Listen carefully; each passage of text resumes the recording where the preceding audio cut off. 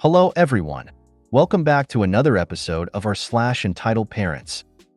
In today's episode, entitled mom scolds me in the hospital over a soccer game. Father finally wants to have a relationship 25 years later. Entitled mom says washing hands is a waste of time. Before we get started, make sure to subscribe so you will never miss a video. So let's get started. Entitled mom scolds me in the hospital over a soccer game. So when I was in elementary, I was on the soccer team. Don't remember much from it except this one incident. We were right in the middle of a game.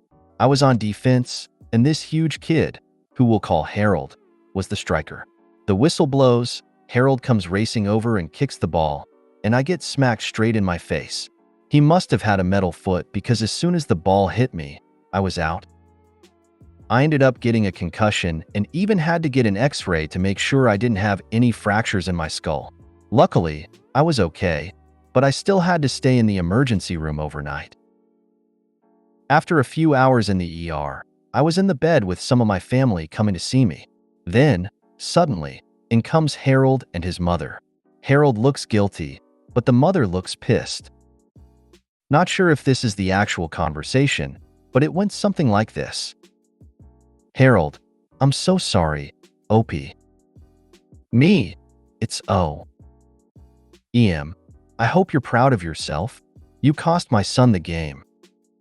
Me, what? EM, we were this close to winning the game. Why'd you let my son hit you if you knew you were gonna get hurt? At this point, my mom steps in.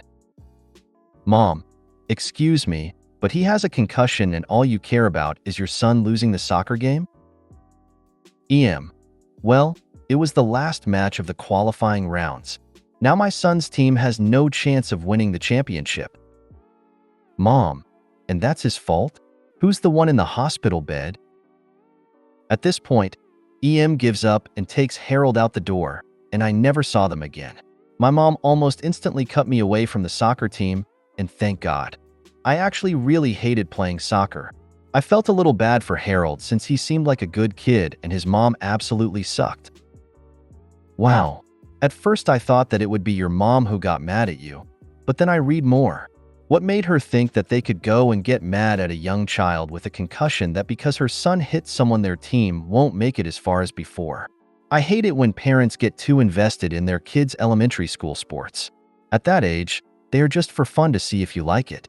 There will not be scouts looking for the next big player at your kid's soccer game. Even if there were scouts, which is downright impossible, I doubt they would choose their child. So you blocked a shot sometime in the middle of the game, and that was their only scoring chance? Sounds like a lot more went wrong for them than one blocked shot. That's what I was thinking too, like if you can't get more than one chance, it sounds like there's a lot more to fix there than a defender blocking a single shot. Worst part about youth sports, the parents. Father finally wants to have a relationship 25 years later. My 25F, father, 50S, M, finally wants to have a relationship with me, and I am so uninterested. My mom abruptly left my dad when I was a toddler because he was verbally, financially, and slowly becoming physically abusive. One day after he went to work, she packed us up and left him. Growing up, she never spoke badly about him and always encouraged us to talk and see each other.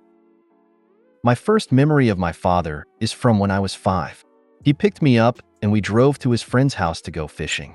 I only spoke Spanish at the time, and all his friends were very American. After a couple of hours, he told me to stay with him because he was going to run errands and be back in an hour. While he was gone, I was really scared and confused because I didn't know him, didn't know the people he left me with, and couldn't communicate with them. I tried asking the lady to let me call my mom, but she didn't understand me. When he finally picked me up, it was super late, and all I had eaten was some corn pops with no milk. We went to his apartment, and all he had was a mattress on the floor with a big window in front of it. No shades. I didn't sleep at all. I was hungry. That was the first time I ever saw a sunrise. After that, I was always scared of being alone with him. I would always bring a friend or cousin.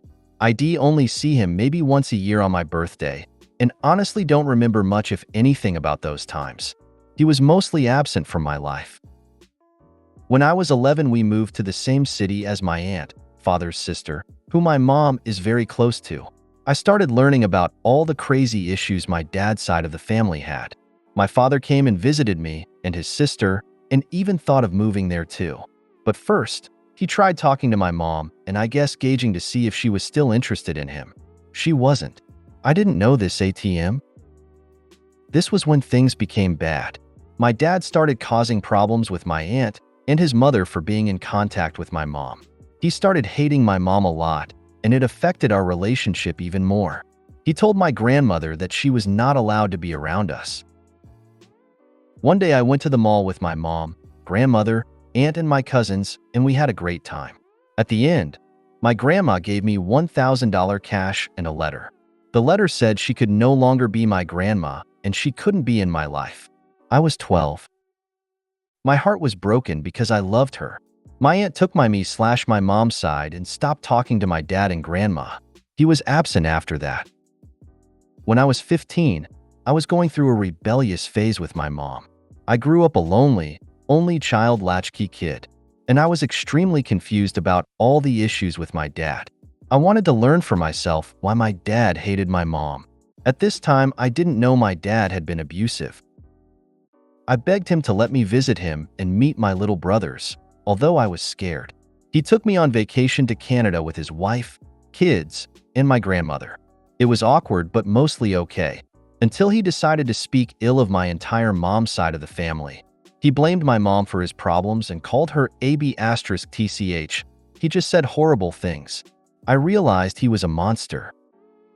When I got back, I begged my mom to tell me the truth. I learned about the abuse she endured, his childhood, and the abuse my aunt and grandma had endured. All the drama I didn't understand from over the years, everything. Basically, my grandfather was extremely abusive, and my dad's family was consistently getting into fights and had a love/hate relationship with one another. I was shocked to say the least. Still, I tried to be understanding and to have a relationship with my dad, but he was never interested. He'd tell me he would call and never did. He forgot my birthdays, never congratulated me on anything, was just totally absent. I tried visiting him again, but he left me all day at his business alone. He just didn't seem to care about me. Now, years later, he calls me out of the blue.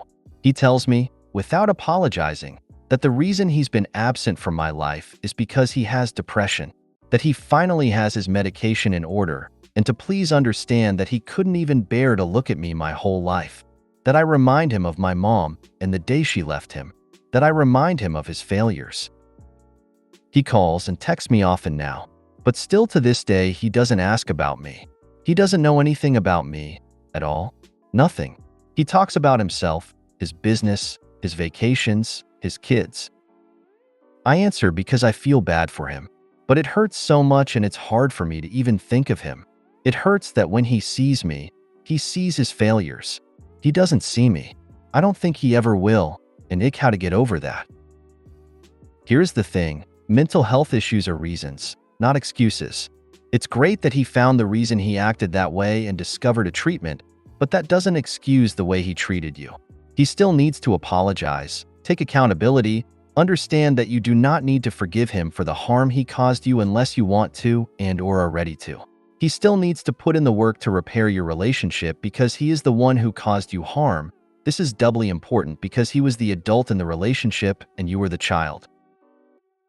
I have mental illnesses in a family littered with them for generations, so I know from whence I speak. He needs more therapy to learn to take responsibility for his actions, and that it is not on you to take responsibility for exonerating his past behavior. Until he learns that it's on him and not you to make up for his destruction of your relationship, I'd keep him at arm's length. Don't let other people's mental health issues be the crutch they use to beat you with. He needs to take ownership that includes the harm that he caused you. He wasn't depressed when he made and raised another family. You owe him nothing. Block him. It's okay to cut him off. I went through this with my bio donor. He took off when I was too young to remember and then came back years later. I maintained a civilish relationship with him, but that stopped when he caused issues at my wedding. I always felt guilty because at least he's trying now. Then I realized that it didn't matter. If I didn't want this, I didn't need it. Haven't looked back since. Also didn't even tell him. Just stopped communicating. Felt pretty liberating. He talks to you about his kids? Doesn't he acknowledge that you're his kid? Has he asked you if you want to see them? That would be awkward. I know it may sound cruel, but tell him he got a new life and to leave you alone. He's got plenty of practice in how to do that. Your grandmother, dad's mother, telling you she couldn't be in your life was a low blow. Did you ever have any contact with her again? Nope. He's not sorry for what he did. Otherwise, he would be trying to learn more about you. But instead, it's about his successes. I'm sorry, but I would perhaps meet up with him in a public place and let him know how you feel. Put everything out. Also compare it to his new family. Ask if he ever treated his wife the same. Did he ever just leave his other kids with random people? And see how he reacts. Entitled Mom says washing hands is a waste of time. My side hustle on the weekends / my days off is babysitting, and an entitled parent just left me a negative review on the app she hired me from because I wash my hands too much.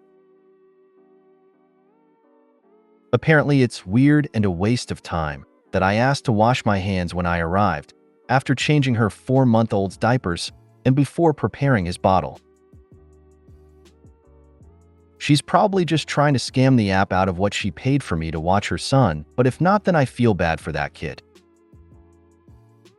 Leave the review up. It will get you more business when people know you take cleanliness and sanitation seriously when caring for their children. I had that same thought. If I have a baby, one thing I won't complain about is people washing their hands when they arrive and handle food or diapers. I can't imagine writing a review that declared to the world, I am a filthy mother. Right?